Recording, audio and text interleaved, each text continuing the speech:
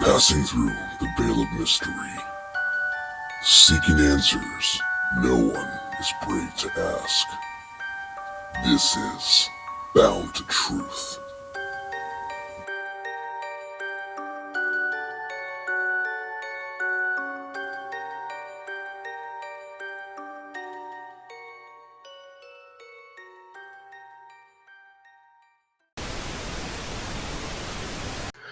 Hey, Bounders. It's Chris Lopez from Bound Truth. Hope everybody's having a great day today. Today, you're going to listen to a very special episode with a fantastic author who's been writing multiple books for a few decades, named Mike Quast, on his research, stories from others on the Bigfoot agenda. He was somebody who's been introduced to me from Randy Bauer, and I had a great conversation with him. He's a guy who's well reserved with a big heart, and I love what his approach is bringing to the table. I love his intention that he wants to do when it comes to the subject at hand, and to help others not feel ridiculed by people who've had experience with these entities. Really want you to enjoy the show. Definitely worth a listen, for sure. I know I say that a lot on my podcast, but they're all good. I think they're all good. Some of them are a couple whatevers, but definitely worth a listen. And how can you reach me on the podcast? boundtruth34@gmail.com, as you can see here on this link here. Definitely send in your stories, questions, comments, theories, thoughts. If you want to be a guest on the show, I'd be glad to add you on. Again, the platform is yours. On X, Facebook, YouTube, Spotify, Buzzsprouts, Amazon, as well as Instagram and Threads. Again, the platform is yours. Hit the subscribe button, and also any donation would be grateful and helpful to help make this platform bigger for myself to help others and to get their stories out. Hope you guys are having a great day. And as always, see you on the other side. Good night. Everybody, welcome to Bound to Truth. I'm going to jump right into it because I have a very special guest who's very, my opinion, well known in regards to the Bigfoot field. Friend of Randy's as well as She Squatchers, Mike Quast. Mike, thanks for being on, and apologies again for the time zone difference. That's on me. I've had a long week, no excuse, and your time is valuable. So thanks for being here. And how are you doing today, sir? Oh, pretty good. Cool. So we're going to jump right into it. I know you've done quite a bit of interviews before, and it's pretty much the repeat process and so forth. So forgive me for the repeat questions. I'm sure you've been asked many times. Looking at your biography, you've done this for quite some time, and wanted to kind of get your little bit of an origin story. What got you interested in your experiences? And let's kind of just build from there. I've always just kind of naturally been drawn towards paranormal subjects ever since I can remember. But in 1976, when I was 8 years old, I had my own Bigfoot sighting that pretty much cemented me as that being my main paranormal interest. And all through school, then I just read everything I could get my hands on about the subject. And I knew that when I was out on my own, I was going to want to become a researcher and start traveling around and meeting witnesses and collecting stories. So 1987 is when I really started, and Wow. have been doing it ever since. Wow. So this is pretty much your full-time focus. Is that correct? Well, it's what I do in my spare time. Okay. I wish I could do it full time, but Don't it's we all? My main hobby, I guess you would say. Okay. All right. So want to kind of go back and get a little more detail on that first time experience you said at 8 years old. So can you describe that moment, or like what kind of led to that, and how long did it last, and maybe go into more detailed if possible in regards to that first sighting? I was with my family, my parents and my older sister, and we were a farm family. But in the summers, on the weekends, we like to go for a Sunday drive to different places just to get away, different. Hmm. And we were at a place called Strawberry Lake in Becker Okay. County, um, not too far from home, but a lot more wooded than what I was used to, because our farm was in a prairie area where everything was flat and just fields and pastures. Yeah. And so we're just driving along. I'm in the back seat, and all of a sudden, I look up the road about 150 yards or so, and there's this tall black object standing at the edge of the road. And at first, I thought it was a burned and blackened tree trunk, about Hmm. 7 or 8 feet tall, Hmm. until all of a sudden it stepped away from the road on two legs and walked into the trees and disappeared. And I had it in sight for about 10 seconds only. Wow. And right away, just from things I had read and seen in documentaries, I thought that had to be a Bigfoot. Oh my God, I Hmm. can't believe I just saw that, because I knew even at that age that bears don't walk on their hind legs for any, you know, much of a length of time. And this thing had longer legs than a bear. Right.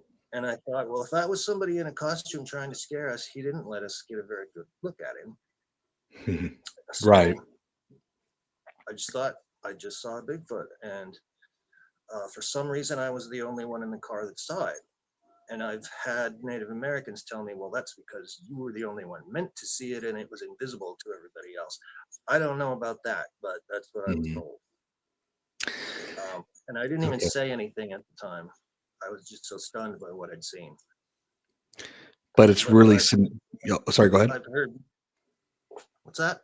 Oh no, keep going. Sorry. Go ahead. You've Oh, heard. in recent years, I've heard of other sightings in that same Strawberry Lake area. So it Okay. wasn't it wasn't quite the freak occurrence that I thought it was at the time. Okay. So, and you already answered my next question. I was going to ask, did your family see it? But you already answered that question. And I've heard Yeah, of I that. think my sister Yeah. was looking down at a magazine or something, but you'd Yeah. think my parents would have seen it. Well, they're, front seat, your dad or mom's driving, right? you My know, dad was driving and he didn't even yeah. see it. Wow. Um, so that has been cemented in your brain. Like you said, it's something that it wasn't, did I just see something? You saw for a good 10 seconds, which that's a pretty long time from, I would say. I mean, that's just, it's not like a glimpse. So did you ever tell your family later on about that experience, or is this kind of something you kept to yourself and just, Yeah, I told them. I don't remember how long I took to tell them, but I did tell them. interesting. And Interesting. my mom is still around. She remembers it really well. Okay. So before you saw the Bigfoot, you said you've always been interested in the paranormal and the cryptid and so forth. Was this after you saw the Bigfoot or before? Like it's always just kind of a general interest for you. Oh, even before I was into any story about UFOs or ghosts or monsters or just anything. Gotcha. Very. So you've been very inquisitive at a young age, pretty much about Yeah. those things. Cool. Yeah. I'll say this. I was raised in Catholic school. And remember those scholastic papers you order books from, right, in school? Everybody would get like the Bears. I'm the guy who gets same thing. I'm the guy who gets the UFO book. I've gotten like, and then about vampires or werewolves. I was kind of got that. So I totally understand that for sure. So since this experience that you've had, and this has really carried it over, when did you start like, hey, you know what? I'm going to start writing. I want. I really want to pursue this further as a really strong hobby. When did that kind of just that ignition turned on for you to start really pursuing this pretty strongly? Well, I'd seen a few newsletters and subscribed to them on the Bigfoot topic. Um, Mm, so that was the first thing I thought of. Why don't I start one of those? I think it was 1989. I started this newsletter and advertised it in different magazines and things like that.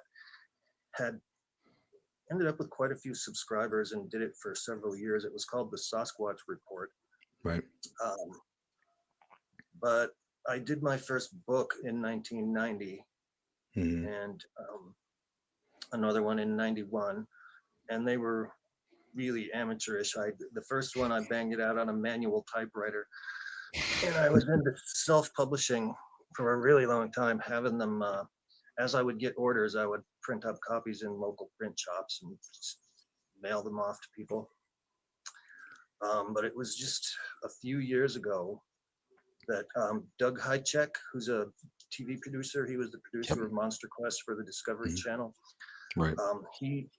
He's involved in Randy's case up at Black Duck, and once I got into that case, I met Doug and just kind of communicated with him, and there came a point where he was interested in getting into the publishing business. So he just offered to have all of my previously self-published books. He offered for free to have professional versions done of. So I'm an actual published author now, and they're sold on Amazon.com. Yeah, and if it's okay, if it's okay with you too, can I put the links for your books and everything on my podcast so people can click the links and get the books if that's okay with you? So sure, that's fine. Absolutely. All right, cool deal.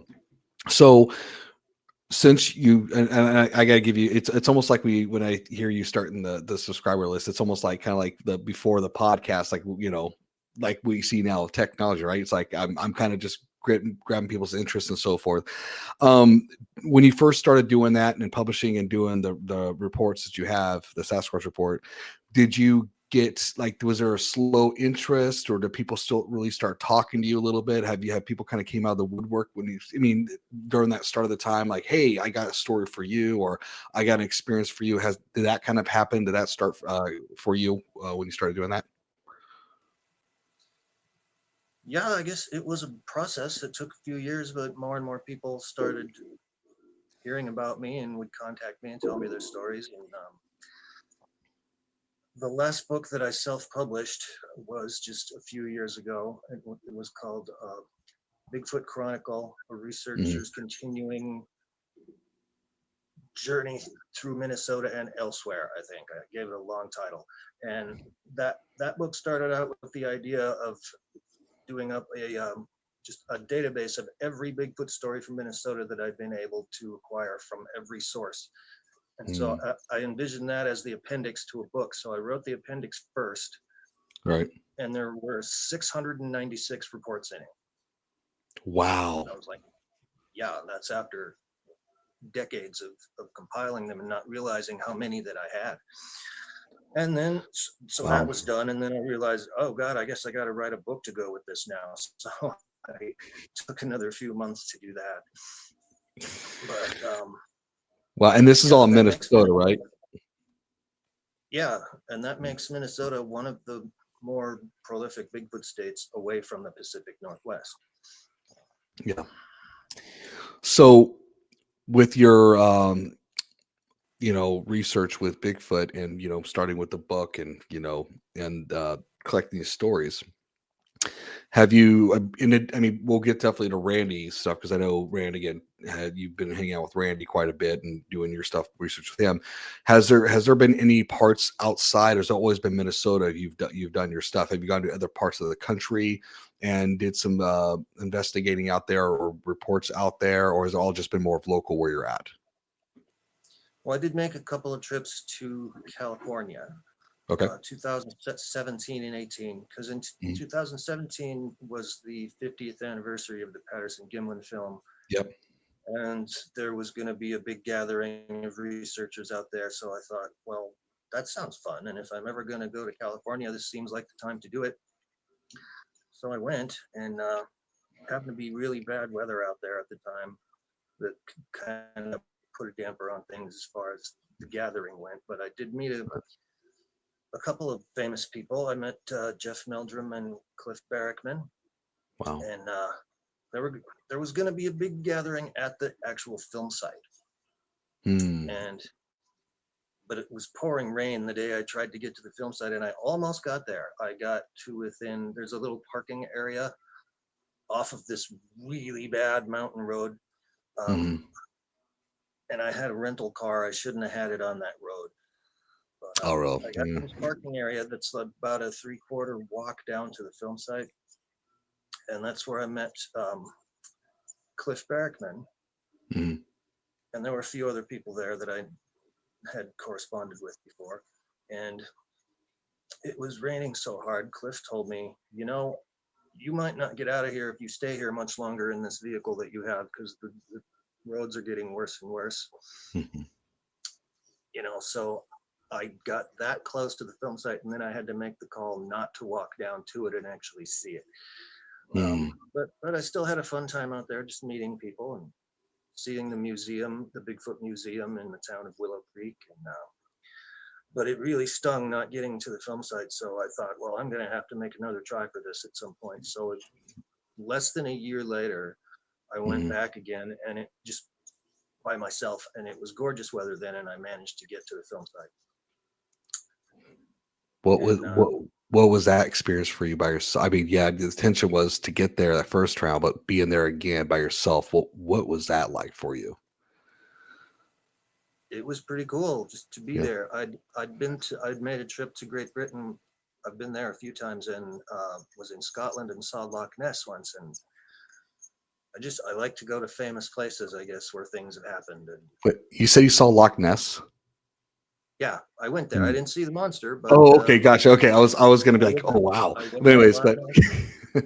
I went there to look for it, and now here I was at this famous film site, and the actual spot was lost for several years. People couldn't pinpoint exactly Mhm. where Patterson and Gimlin had been and where the Bigfoot had been, but there's a group of guys called the Bluff Creek Project that decided we're going to reclaim this site, and they went in with measuring devices and frames from the film, and they were able to pinpoint trees that are in the film that are still there now, and they've just measured everything so they can tell you exactly where each step the creature took was and everything.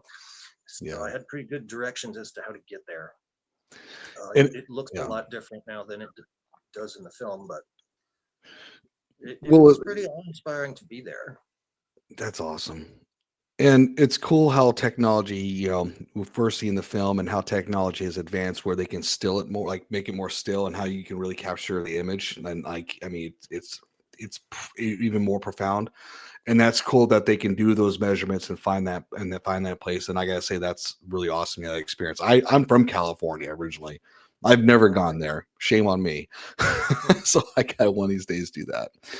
Um, so have you had other sightings besides that first one? Was there places that you've gone and had and heard noises, or have you had other sightings regards to Bigfoot? Can you share that at all? I was wondering if you had heard about this.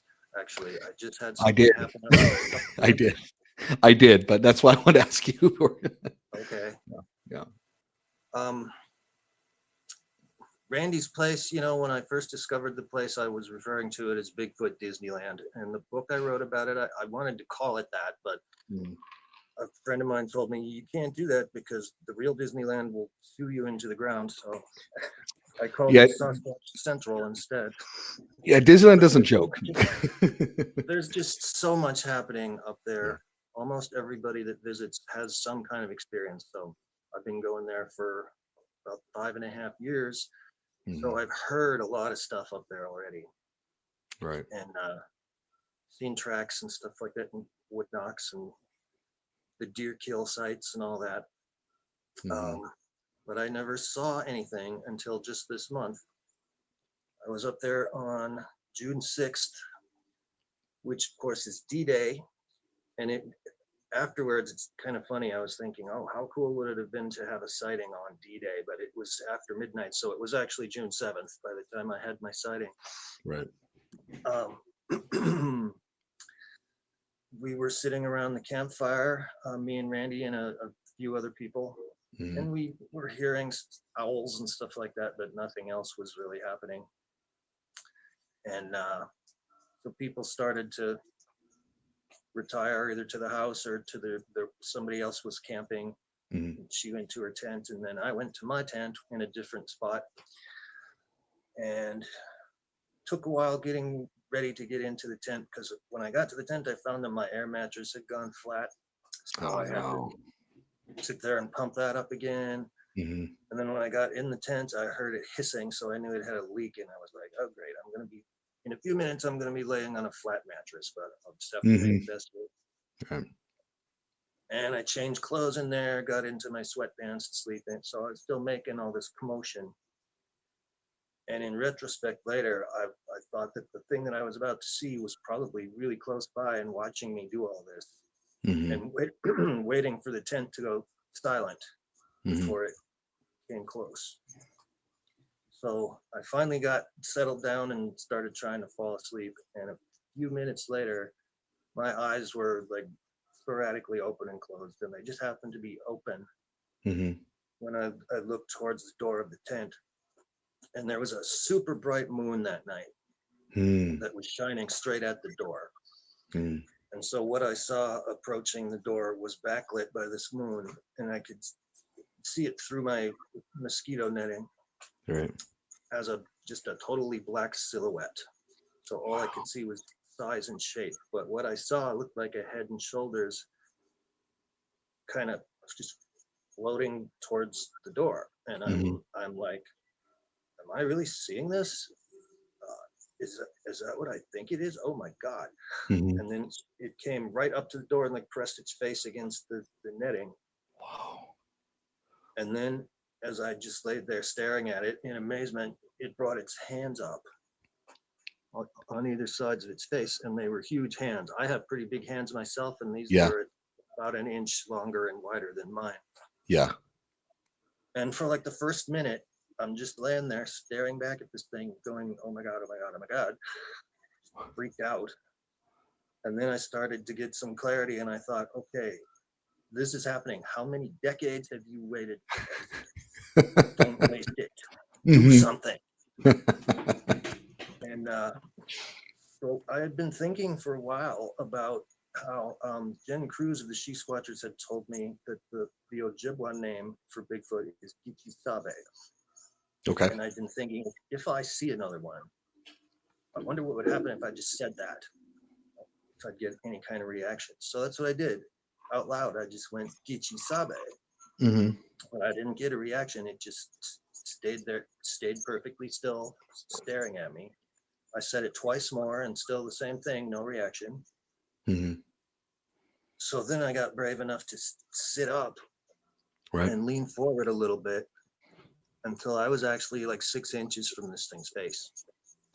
Wow. And it just, the whole thing feels dreamlike, but I know it happened. And I was like, holy God, this is really happening. So, but then there was kind of a sense of, well, now what am I supposed to do? Right. So the next thing I said was, do you want to say anything? I can see you. And it still didn't do anything. Mm-hmm. So then I thought, what if I slowly bring my hand up, my right hand, and try to touch its left hand, which I could still see. Mm-hmm. But when I touched the tent, it felt like there was nothing there. So Wow. I'm thinking it probably just kind of pulled its hands back like it was saying, no, don't touch me. Right. But I've had it suggested that it might have been something weirder than that, like it turned intangible, or, you know, one of the Mm-hmm. weirder things they're said to be able to do. Right. And then I started remembering conversations I've had with Randy about other people who've been in tents there and heard things outside and been too afraid to open the door and take a look. Mm-hmm. And we both think that's kind of silly to come looking for something, and then when you find it, to be too scared to get out of your tent and look at it. Fair statement. Yeah. So I finally had this just kind of the hell with it moment, and I said, I'm opening this door. Wow. So I had to look away from the thing for a few seconds to fumble with the zippers. I finally got them open, threw the flap open, and put my flashlight out there, and wouldn't you know it, by then it was gone. So, So I put my so shoes on, yeah, got out, go moved around, ahead. and didn't see anything. But it had, in 10 seconds, it had more than enough time to disappear into the trees in pretty much any direction.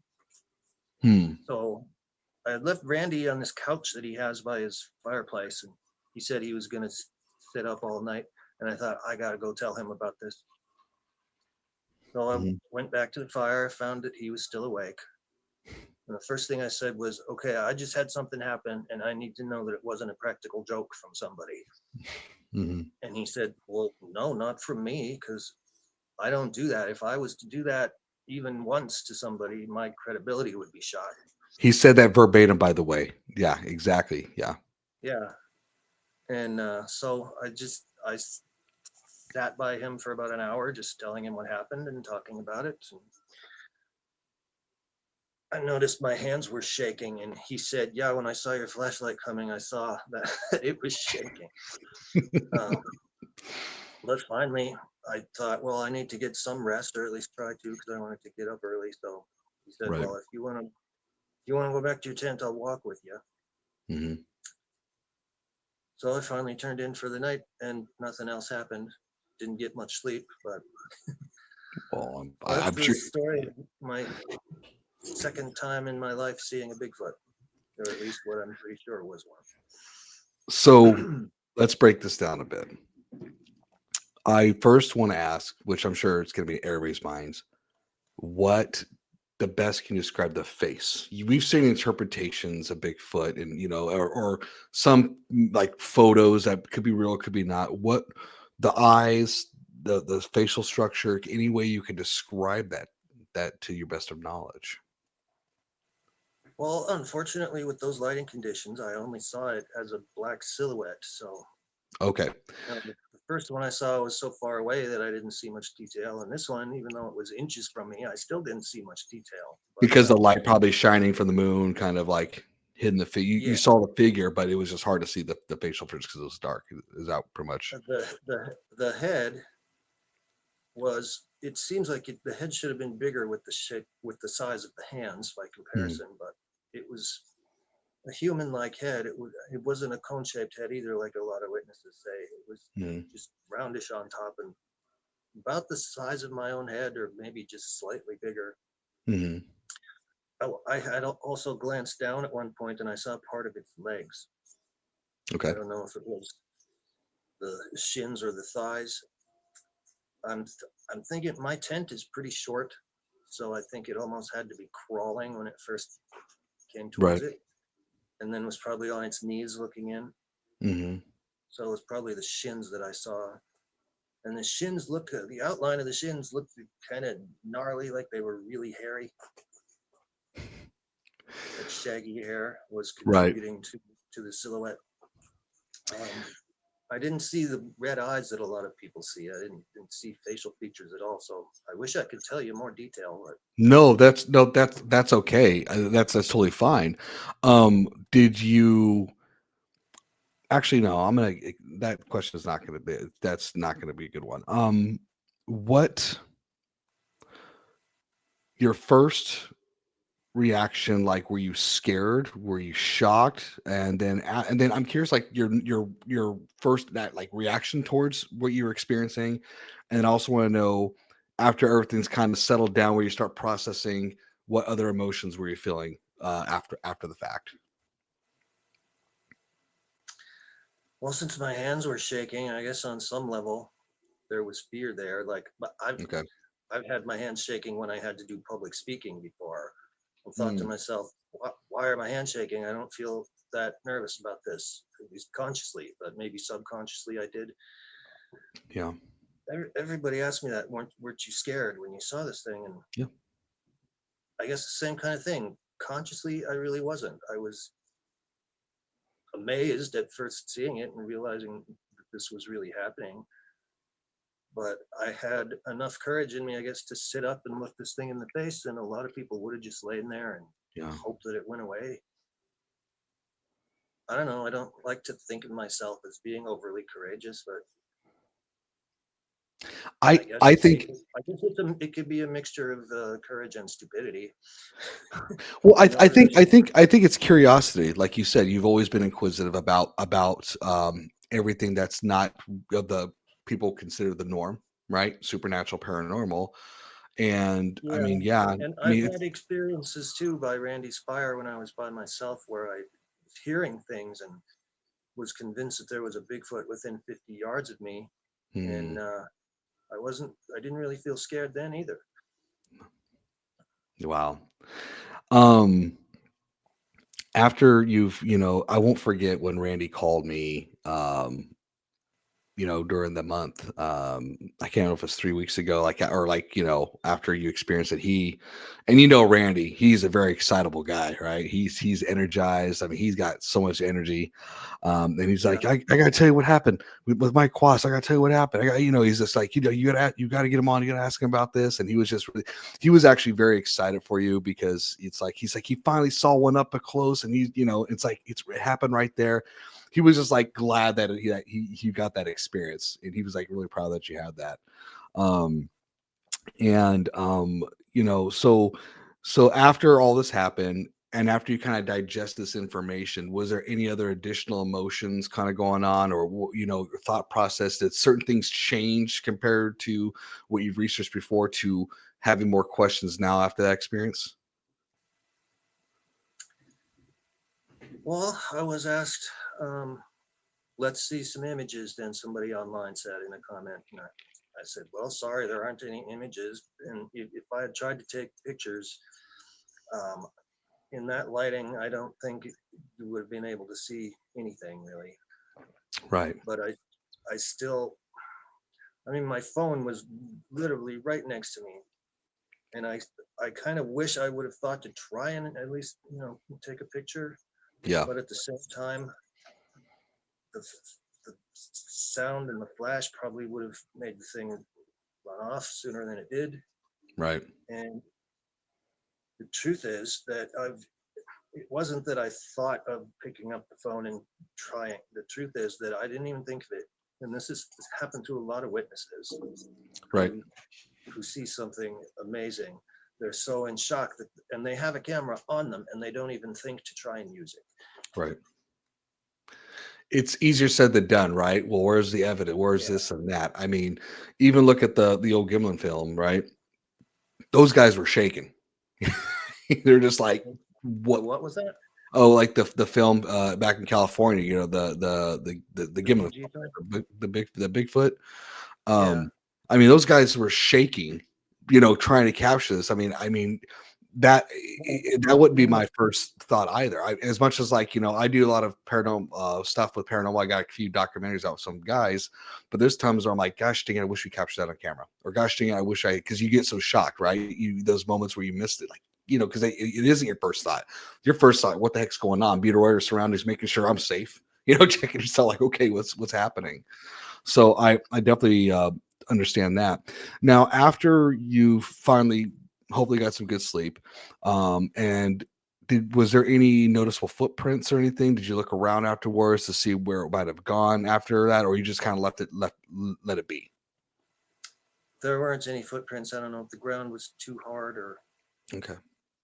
exactly why, but we didn't see any. So let me ask your thoughts about Bigfoot. Again, we all, it's this theories. It's not gospel. Right? I've heard a lot of Randys. I'm sure you've heard a lot of Randys as well. What's your thoughts about the existence of Bigfoot, Sasquatch? What do you think they are? I was just asked that on another podcast, Mhm. and they said this is a loaded question, but what do you think they are? And it is a loaded question. Mhm. And the answer I gave them was, I don't know what it is, but basically, I know that it is something that is real. I'm way Mhm. beyond the question of whether they exist or not. And I'm still trying to figure out exactly what they are. Um, Okay. there's the camp that thinks they're just a flesh and blood animal Mhm. that's extremely elusive, and then there's the camp that Randy's case falls under, that brings in the paranormal. And as you probably know, Randy says that they're beings from another world and that Yep. they're not from here. They just like to visit and spend a lot of time here, but that they can travel back and forth between these portals, which he claims to have seen. Yeah. Um, and I know Randy's Well, not a liar, so I mean, he's an honest man, and I believe that he has seen what he says he's seen. Um, so I've had to, at least since I discovered his case, I've had to at least say that I'm on the fence as to whether there's something paranormal to them or not. But there certainly seems to be that they I, are either mhm. paranormal in nature themselves, or that there's energies in those woods that most people don't know about, that Bigfoot is intelligent enough to recognize and to interact with. Right. I hope that is a possibility too. It is. And I've had this conversation with Randy too, because, he's really opened up my perspective on Bigfoot. And I've had to go down deeper rabbit holes too, because I remember when I first started this podcast and, it's like, talked about UFOs, aliens, Bigfoot and cryptids. And people are like, well, and paranormal, they're like, well, what do they have any connection? I'm like, either nothing or everything. We just don't know. Right. And one of the things that, in addition, another thing I thought about when I was telling Randy a while back, that we look at the animals, the species on this planet, when it comes to, like, for example, an electric eel. They produce great electricity. It's amazing, but it's like, how can this thing produce so much voltage, right? You Yeah, look at, those cuttlefish. You look at translucent animals in the ocean. Like, there's so many. I mean, look at chameleons that can change color, right? And change their environment around them, even octopuses. So it wouldn't be that far fetched. I mean, let's put in the what Randy's saying aside, right? What if they're just they're highly intelligent and they can camouflage, right? You know, those type of things too. That's my thought. Again, another theory. Again, I'm not saying I'm right, but we do have proof that there is species here that can do those things and hide in plain sight.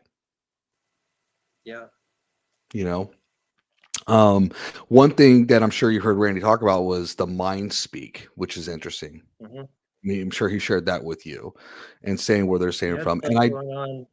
He yeah, had stuff going on for several years before he ever experienced that. right, right. And I did talk to another person recently. Feel free, if you're going on the YouTube or podcast, named Kathleen Tedder. She has her experience with Bigfoot and interdimensional beings, which is quite interesting. So it's almost similar to Randy's in a way. But that'll be something that if you feel free to listen to that one, to kind of get your thoughts on top of it. So um after this experience that you had, what's next for you, man? You had this wonderful, freaking awesome experience. It'd be funny if it was the same Bigfoot you saw at 8 years old.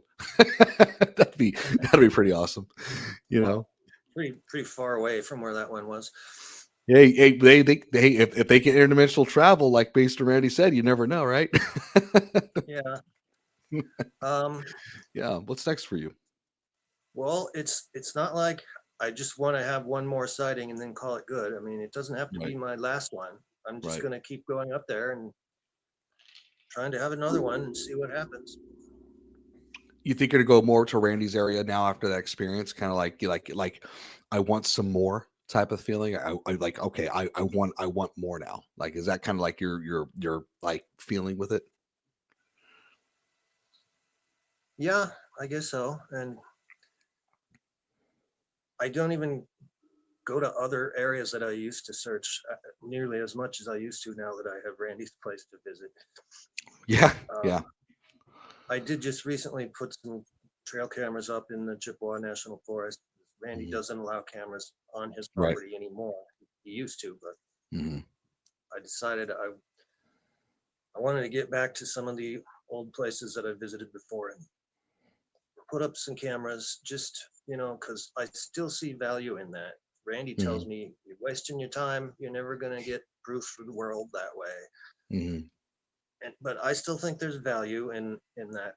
kind of approach. Even if you only get pictures of other animals like bears or mountain lions, I've got 2 pictures of mountain lions in 2 different places already. So that's an adventure. It's just it's fun, you know. It's just Yeah. as much of an adventure as looking for Bigfoot, I guess. Right. It's never wasted. We're capturing what's reality right here. Like, Yeah, like everything and around us. if there's 1 in 1,000 chance of a Bigfoot walking in front of my camera, that's Mhm. better than 0. So Hey, I'm trying. it's like a lottery ticket, man. You got to play to win. Yeah. you know. Um.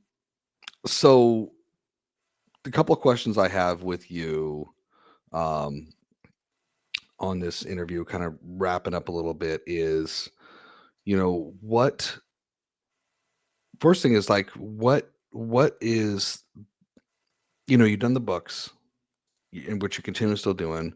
You made some great relationships, which is honestly that's the greatest part about this too, is you can make some great relationships in regards to the research. What are you hoping to accomplish? Is it more of a personal thing? I know you're writing books. Is there anything you're trying to tell people out there? What is a purpose in addition to not just your acquisitiveness, but what's the purpose of doing this and getting the word out there? What are you hoping trying to accomplish? Ever since I started this research as a teenager, my ultimate goal has always been to prove to the world, or at least to help prove to the world, that these things exist.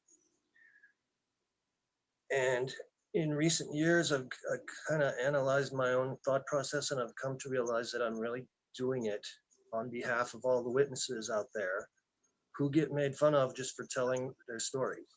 Hmm.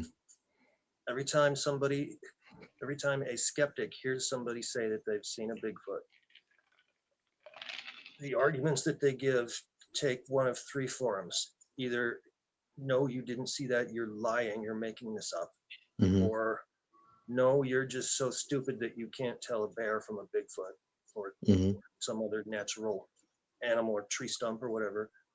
Or, well, then you must be nuts. You're having psychotic level hallucinations and you need to get checked out. So Yeah. it just really bothers me that somebody can have such an amazing experience to see something that's not supposed to exist. And then when they tell their stories, they're getting called either a liar or an idiot or a maniac. Right. Right. And so That's well I kind said. of feel Yeah. like the work that I'm doing is for those people, because I'm one of them. Randy's one of them. Other friends that I've made, the She Squatchers, and other researchers that I've met, not all of them have had sightings of their own, but some of them have. Yeah. So even though Randy says you can't prove this to the world, each individual can only get proof for themselves. And he seems to think eventually, if enough people go out looking for themselves, there'll come an acceptance will just kind of materialize Mhm. amongst enough people that Right. the world just kind of accepts it. But where do I Okay. go from here? I'm just going to keep doing what I've been doing, hoping that I get a chance to get a good enough picture of one someday. Hmm. And I'm going to keep writing. And the, I'm not exactly sure what kind of form my next book is going to take or what it's going to be called, but what I would like it to be is to measure that dichotomy between the flesh and blood crowd and the paranormal crowd, and try and find some common ground, try and build a bridge between those 2 camps, I and agree. Yeah. get them to get along with each other, and at least have a conversation without ridicule going on. And that's tall order. I'm not It- sure how to do that at this point, but I'm thinking about it. well, I'll share this with you. I'm glad you said that. Is because remember how I said that somebody asked me what is the relation with these paranormal UFOs, Bigfoot, cryptids? I said nothing or everything. And I tend to go back to, like, okay, religion, for example. Again, I'm not bashing religion. Again, I've been raised Catholic, right? But this is Mhm. our way to try to explain and cope with our faith and what we believe and so forth. I look at science. I look at science as a religion, right? People, well, that's based on facts and so forth. No, that's what we're calling something based on what our research is, right? And but that's something we've created. And when it comes to all these things, the paranormal, and want people I want people to understand out there, paranormal means everything. That's not normal. Bigfoot, cryptids, UFOs, those things, that's why it's called paranormal. It's not normal. It's not just about ghost and poltergeist. So to me, if it's not the norm, it is paranormal or supernatural. That's how I like to explain it, right? It's something that you don't just, it's not like you drive down the road and like, oh, there's a Bigfoot, say hello. You're right. If you saw deer run across the road like here in Washington, that's not that's normal. We know they exist, they're out there. That's just me, right? Is like we you can't, it's like if you're gonna call it paranormal, understand what the definition means. That's just me. I don't know if that helps at all, but that's just my thought process. Yeah, I'd agree with that. Yeah. Um and the And when it comes to yeah. how science treats the paranormal, I kind of have my own um, simplified definition of just exactly what science is. I Mhm. just refer to it as the study of everything. And if that's the That's case, well then said. I think that's got to include the paranormal. Well, and science has got to do that too. And that's the thing. Science, if I mean, we hear about the UAP reports, UFOs are finally becoming a scientific thing, right? I always question things because to me, there's always an agenda, right? What did someone say? It's okay to have the truth out there. It's about the narrative. That's what scares me, you know. But I think that's a well said point. What you just said about science. My last question to you before we end it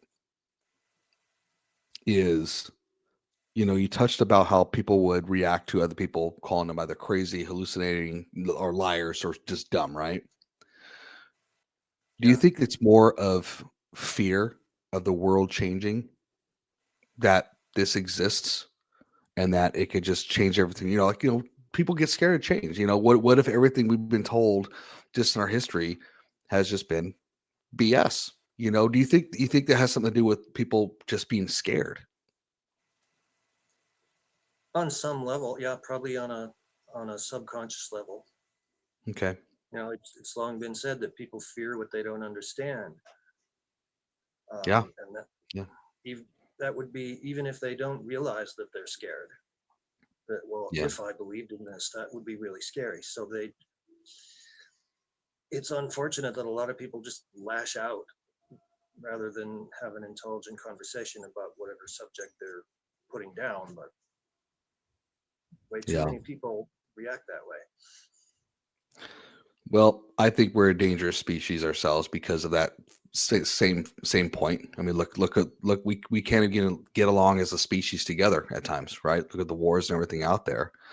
Yeah, Um, but yeah, I think that's well said. People fear what they don't understand, and people should have a conversation instead of just being violent. We're mature people, right? We got brains. We're given it for a reason. We were smart. I always said a person's smart and people are stupid. you know.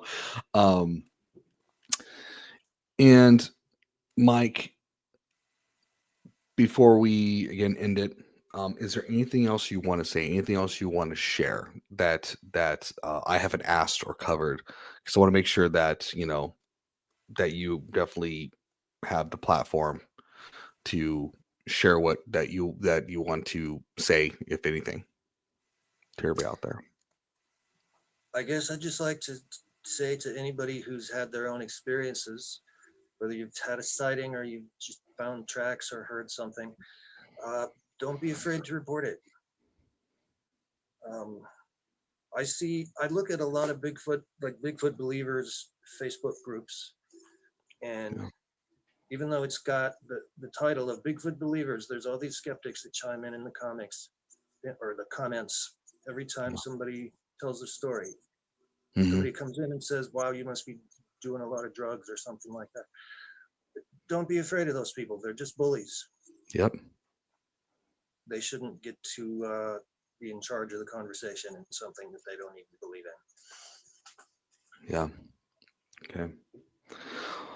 That's a big heart for me, man. And I agree 100% with that. That's really really well said. You're right. There's people out there who just want to drop people down to a lower level and just, call them out, which is not fair. We should have a conversation. And everybody should be open to having that dialogue, to share those experiences, not just about what they saw, but what it's done to them too, right? What good, bad, and different. Um, so well said. So everybody, and Mike, hang on when we end off so we can recap with you. I want to thank Mike Quast again for being on here. I will definitely have links for his books on Amazon. Definitely buy them, read them. Just amazing. Randy and She's Watchers talk highly of Mike, and I've been very blessed and fortunate to have him on today for this interview. Like I said, I you know very very humbled, and I appreciate you, Mike, being on here. Everybody, how can you reach the podcast? boundtoshoot34@gmail.com. If you have any questions for myself, if you want to be a guest on the show, if you want to have any insults, that's fine too. But also too, if you have any questions that you want to ask Mike, I'd be glad to direct it to Mike and see if there's any connection there with Mike's permission as well. Please do that. Facebook, Spotify, Buzzsprout, YouTube, Amazon, Apple. What else am I missing? Oh, finally, Instagram. I finally got on the Instagram board, and it is what it is. And then also Threads. Um, Mike, thank you for being on. Stay on. And then everybody Thanks for having again, me. absolutely. And everybody again, see you on the other side. Goodbye.